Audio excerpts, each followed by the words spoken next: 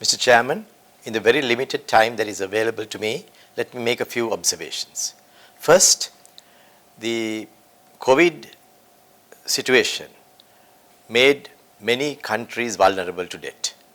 And at that time, it is my view that multilateral institutions such as the IMF and the World Bank should come forward and provide a debt moratorium to emerging nations so that there is at least an interval of 1 year for them to get their debt situations into better model.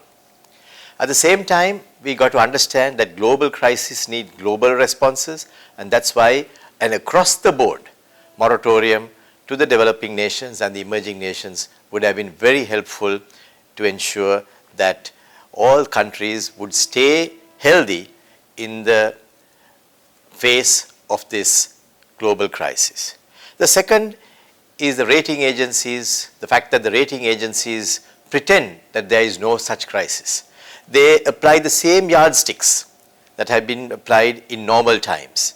In a crisis situation, when there is a new emerging set of rules as well as set of developments, they should have been conscious of these situations and then flavored their rating of countries using that background knowledge as well.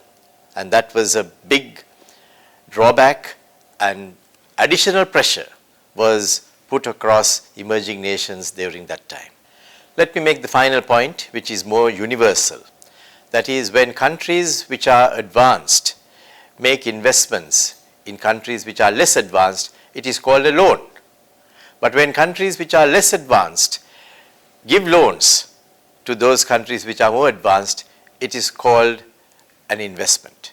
I think this is deliberately done in order to provide a new arrangement in the global context of investments and loans.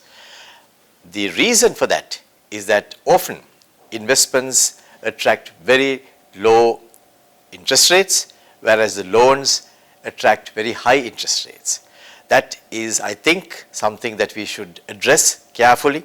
And why is it that countries have to pay 6-7% interest for the investments that are being made by more advanced countries, and when they make investments, the lesser advanced countries make investments, they will receive less than 1% as interest. So this dichotomy needs to be addressed carefully in the context of global reserve management, global reserves which are generally retained by countries to show themselves off as creditworthy countries.